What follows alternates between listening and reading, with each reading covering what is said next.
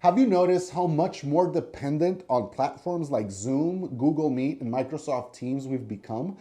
That's the reality, and things are not going to change. And to become a good speaker or a good audience member, there are certain things you need to know and keep in mind before you press that connect button.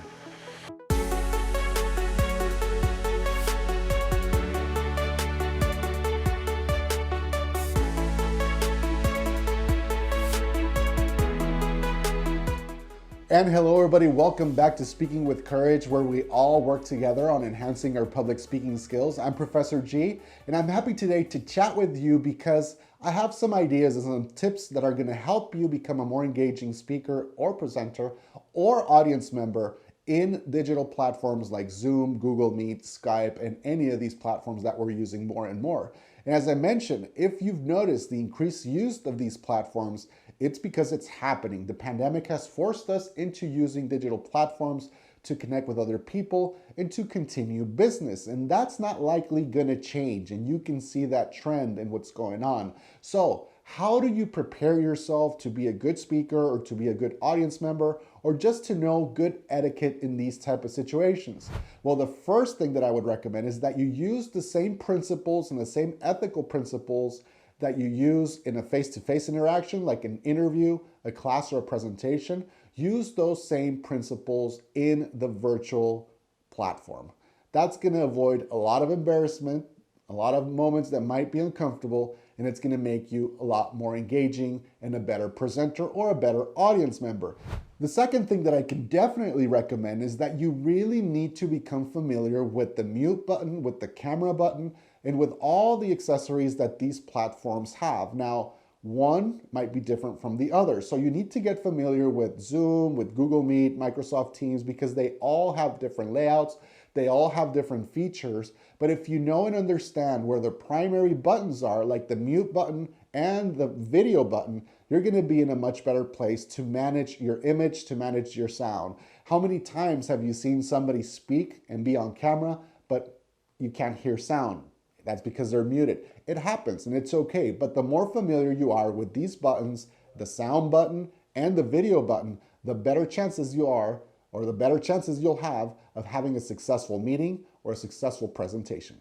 And the third tip that I can give you has to do with personal appearance. That's very important outside of the virtual classroom, outside of the virtual presentation, as it is in a face-to-face situation. You wouldn't go to a job interview wearing shorts and a tank top. That's just, unless you're going to work at a beach resort or something like that. And even then, it would probably not be appropriate. If you need to wear a suit to a job interview outside of the virtual platform, inside it's the same deal. The presentation, your appearance, says a lot about the seriousness of you interviewing for that job, you as a presenter, and even as an audience member. It says a lot, especially if you're going to have your video camera on. So same rules apply. Dress for success. Appearance is important. Do it inside of the virtual platform, outside of the virtual platform. The time rules that apply in the face-to-face interaction still apply in the virtual room when you're meeting with somebody. Whether it's a meeting for a business or a class or a presentation, you still have to be on time.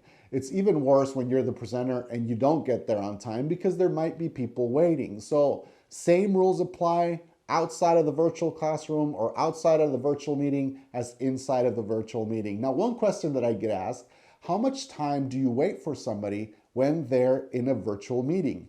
Let's say that you're hosting for a group or you're hosting for somebody else and you're there on time and the other person doesn't get there.